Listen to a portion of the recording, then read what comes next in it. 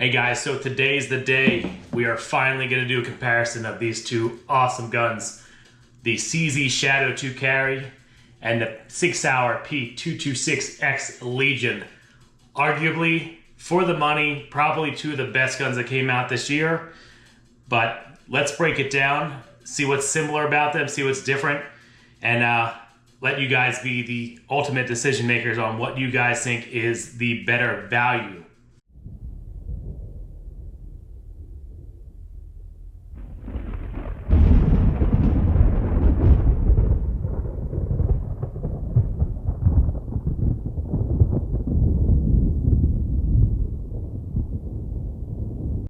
I do want to start off this video by just letting you guys know when I purchased these firearms, I actually purchased them for how different they are.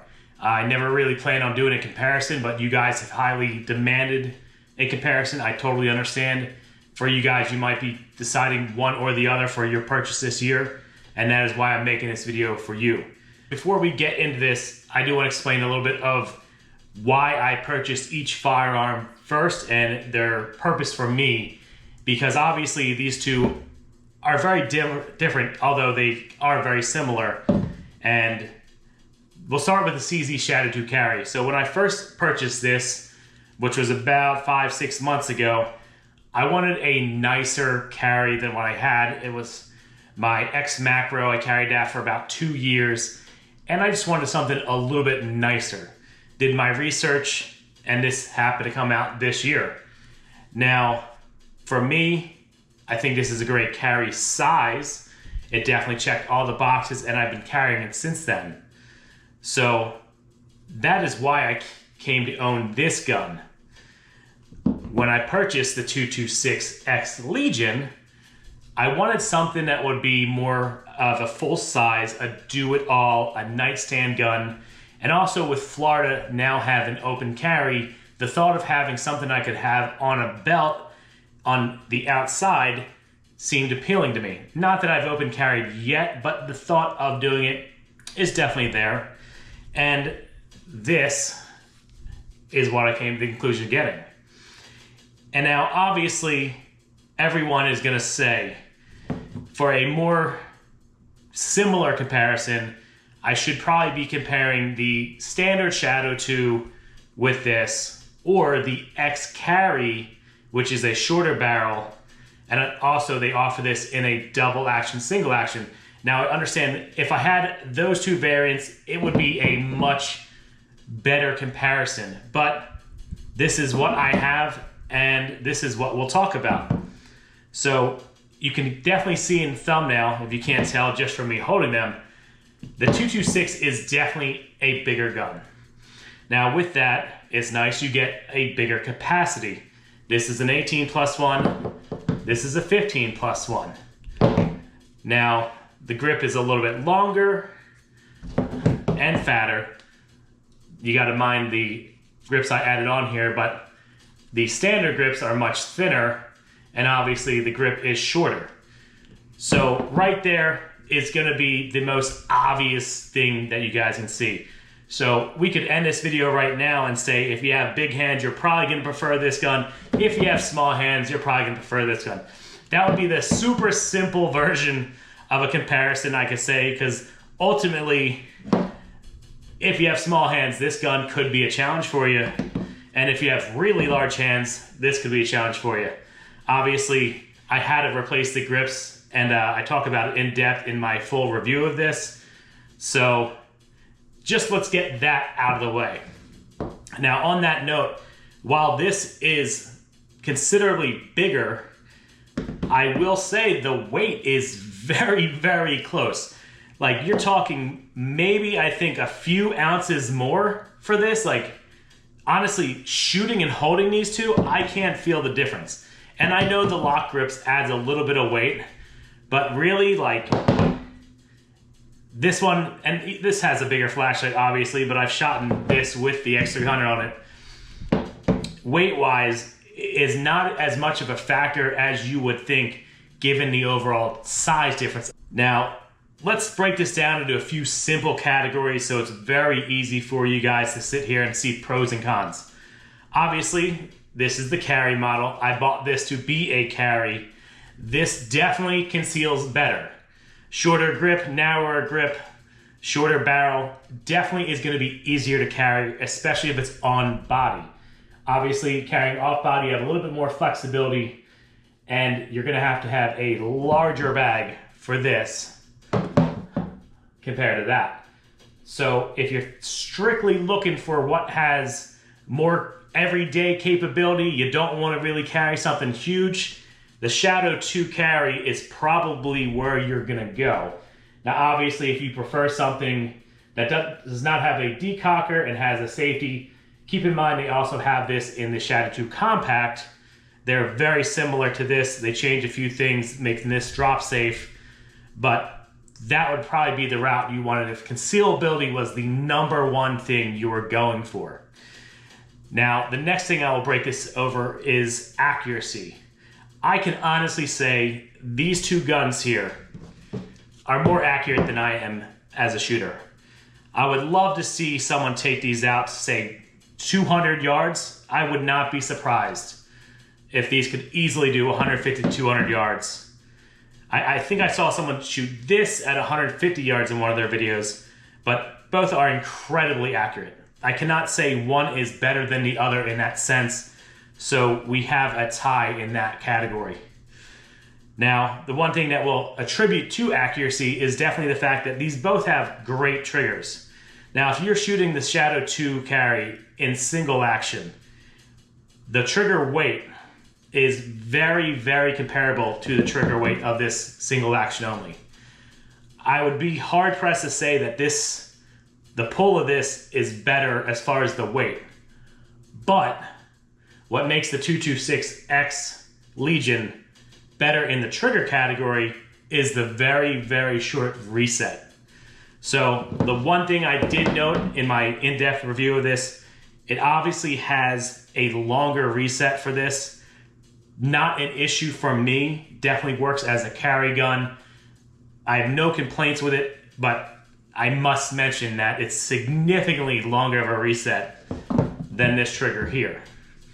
So if that is something that you want to factor in for your purchase or what you consider better, as far as a reset goes, this is the one right here.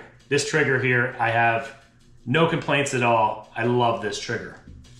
While we're talking about triggers, it's also worth mentioning, when you probably already came to this conclusion on your own, this is a faster shooting gun. Now, I definitely tested this with a timer, both from the ready and from the belt, and hands down, I can shoot significantly faster with the 226-X, and that's gonna be because of that short reset. Now, whether or not that matters to you as an owner, I can't say. But again, I'm trying to give you guys as much real information that I can. So if you guys were to make a purchase, you have as much useful information helping with that purchase. So the next thing we will talk about, and this is gonna be a big topic. Now, I named this the 3,000 round battle because I purposely waited till I did 1,500 rounds through both of these. I did not want to just have 1,000 on one and an off number on the other. I wanted to be as close to apples with apples as I could. I even went as far as making sure ammo that I had issue with this in, that I shot in here, and vice versa. I did my best to have the same type of ammo, weight, grain, all that, so I could do a very fair comparison for you guys. Now, if you guys saw my 1,000 round review, this thing did not like the 147 grain Remington. Since then, I had one hiccup. I think that was with a Federal 115 grain. I can't recall specifically. And then in addition to that, I also had a few more failure to feeds, and I believe that was the PCM Bronze. Someone had mentioned that in one of my videos. I tested it out and found out through 100 rounds, I did have about 4 or 5 more issues with that.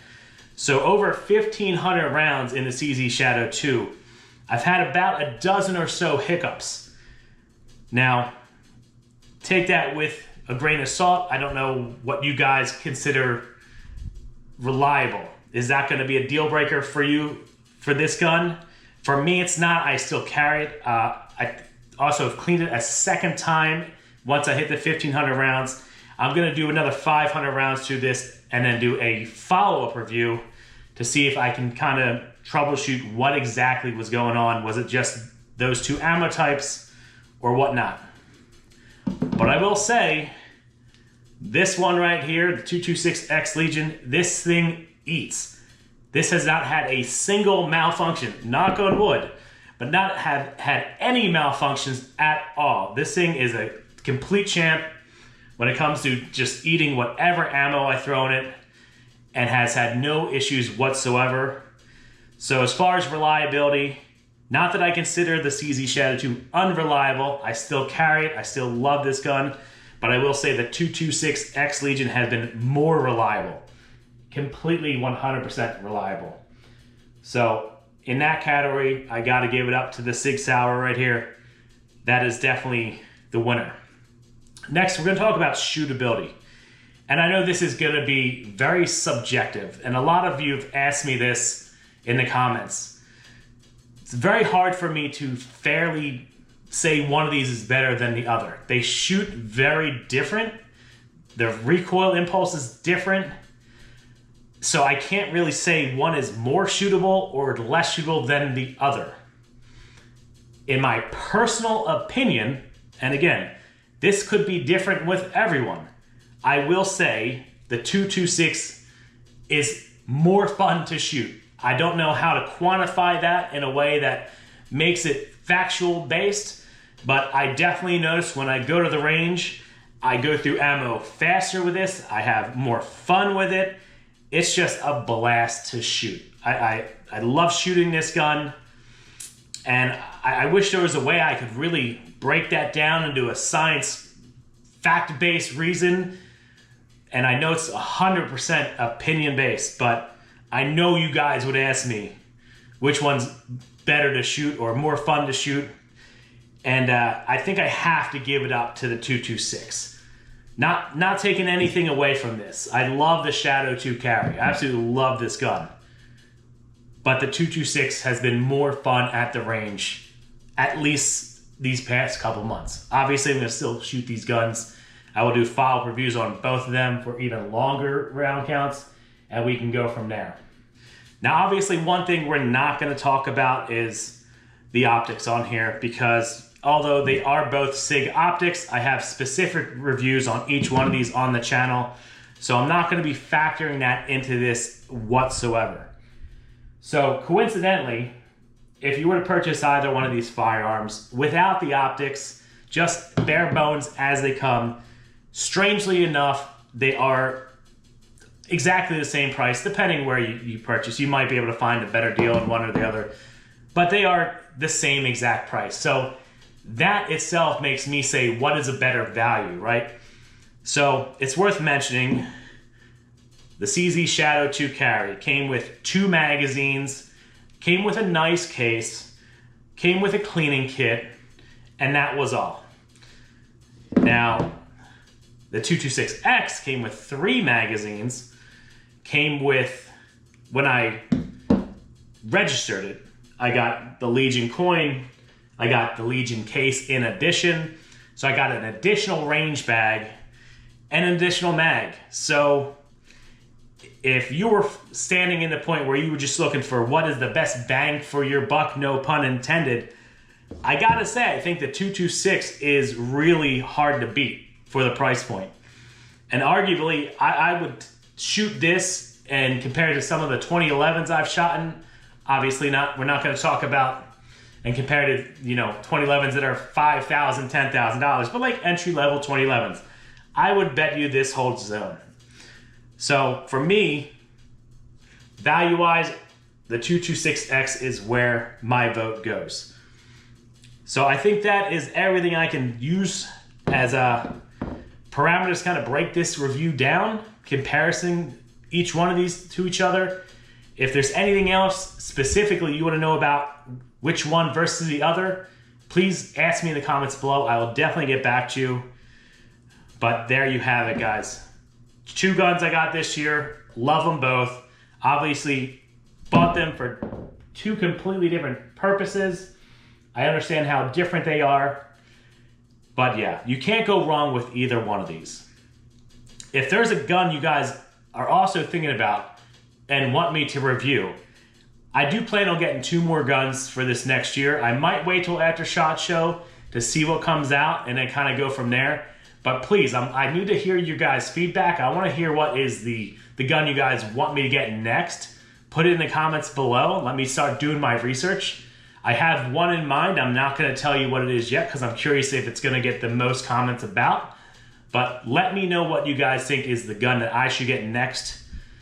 Or 2 guns anyway. One may or may not be a 2011 or something like that. It's definitely been on my want list for quite a while. Seems like there hasn't quite been one that checks all the boxes for me that isn't outrageously priced. But that could definitely also be one of the 2 for next year.